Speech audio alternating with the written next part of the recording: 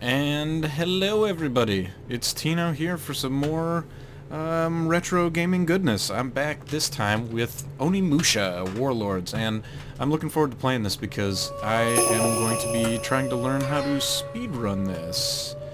And at the moment it sounds like my volume is way too high in the game. Here we go. Let's knock it down to about 33. Okay, hopefully this did not have any effect on the video, and yeah, so we're gonna get started here. Speedrunning is, in case you've never heard of or seen any speedrunning, I highly recommend you check it out. The guys that host Awesome Games Done Quick and Summer Games Done Quick and all those events are some really fun people to watch, really brilliant gamers. And yeah, so I'm taking a page out of their books and I'm going to take a stab at learning how to speedrun this game. This is a very interesting sort of blend of Resident Evil and feudal Japan. And yeah, so you play as the main character here, Samanosuke. You've got your ninja friend Kaede. You'll actually play as both of them through the campaign. And I'm still trying to make up my mind as to whether or not I should try to do the short dash through the whole game. It seems like it's a bit of a risk because it's hard to control, and anytime you're near an enemy, you will auto-face the enemy, so might just have to try running through it normally. We'll see what happens. So yeah, speedrunning basically requires a totally different approach than your traditional sort of gameplay, because I'm basically going to just skip like everything.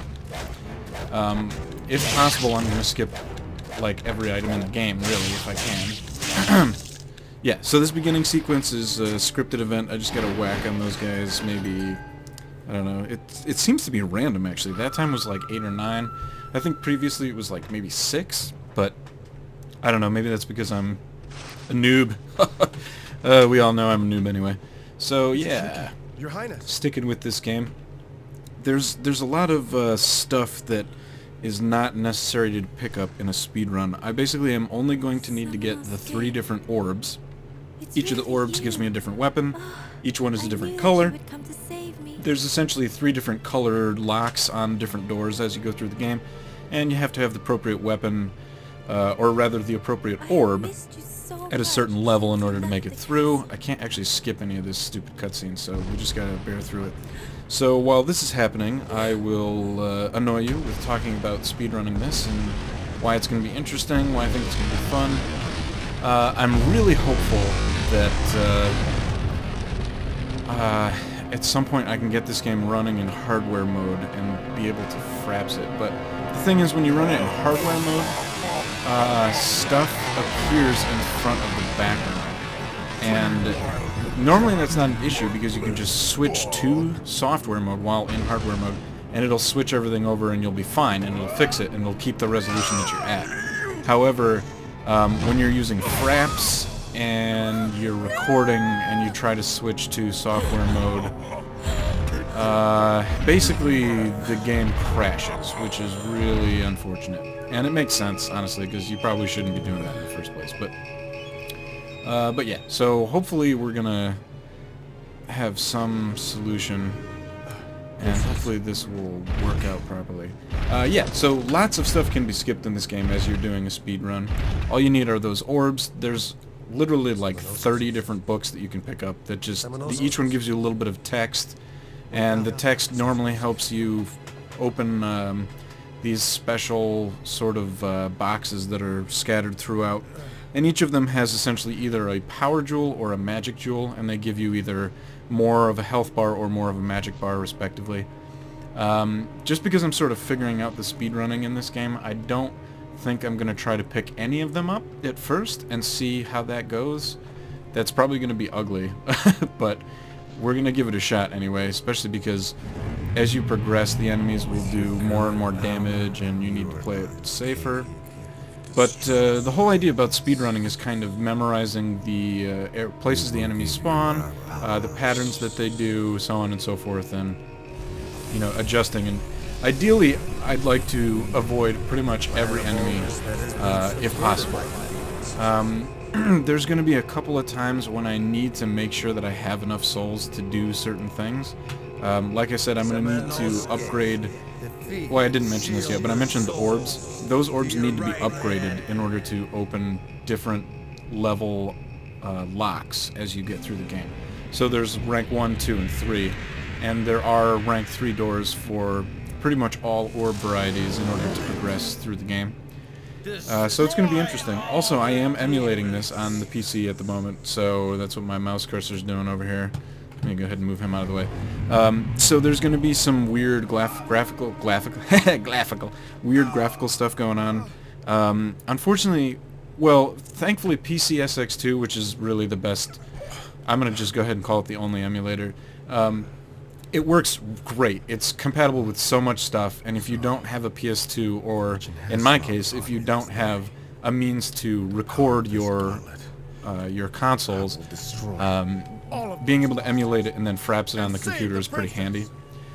But this would run much better on the PS2, and it would be a more effective way to learn to speedrun it too. So hopefully at some point I can invest in essentially what's going to be a like a recording box or whatever. So yeah, this whole sort of first area is just going to be me kind of running past everything.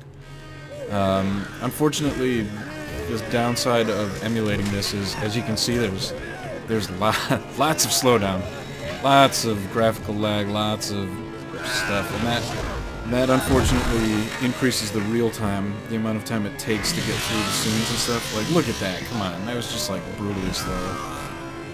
And that's another issue with software mode 2 is there's really a lot of slowdown. So I can just skip this whole first encounter. I'm going to attempt to see if I can skip this encounter. Hurry! I'm not really sure what happens if I just ignore the enemies and try and open the door. I have a feeling that I need to kill the zombies, but I'm not sure. So we're gonna just try to run. We're gonna try and 180 and get right to the door. The door will not open. Okay, so this is another scripted encounter, but my position here is actually good because I'll be able to hit multiple zombies with my strokes.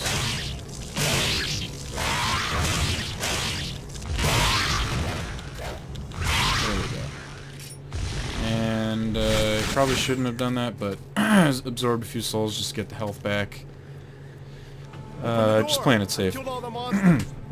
Okay, so I have learned something important. You can't run through this first door. You actually have to like kill these zombies in the first encounter, just like those stupid shadow ninja or stupid ninjas, not shadow ninjas. Man, when I get to shadow ninjas, you'll see why I don't like them.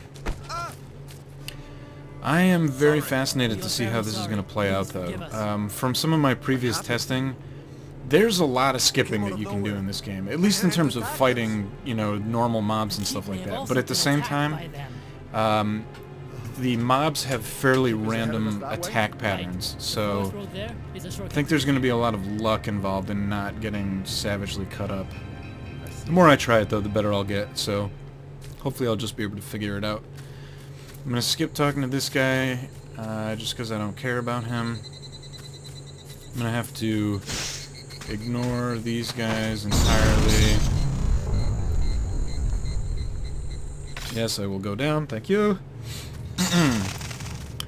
Okay, so yeah, this whole first segment, you can literally just scurry past everybody. That actually went pretty well, because that first ninja always tries to attack you. So I'm pretty happy that I snuck past him without any worry. Take the scroll, skip reading it, opens the door. Once I get in here, I'm going to want to hook it immediately to the left, and I'm going to try to avoid these guys. Yes, excellent. Yes! Oh yeah, a little bit of manipulation there worked out really nicely. Alright, let's pick up this silly wind orb. Or no, this is the lightning orb, I'm sorry.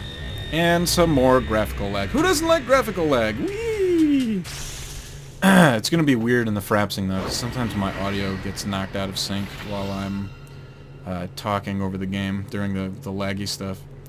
But we'll see what happens. So this next little treasure chest here, I need to pop it open, left, right, left.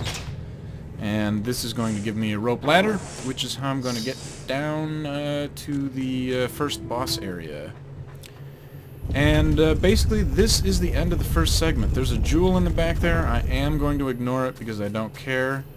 And let's hit this save right here. And perfect. Alright, I think I actually did a nice job on that first segment. I am going to save here because, like I said, this is me kind of learning, kind of fleshing out what's going to work, what's not going to work, how you even do this. I'm trying my best, and this might be a silly decision, but I'm doing my best to not look at any other runs of this game at all. So I'm not actually going to continue any further, but this little spot here will give you an idea. This seal on the door, this is what I'm talking about when I say you have to level up the appropriate orbs, which you can see in the menu here. The Shiden on the left is the orb itself. That's what determines the magic power and the ability of opening locks.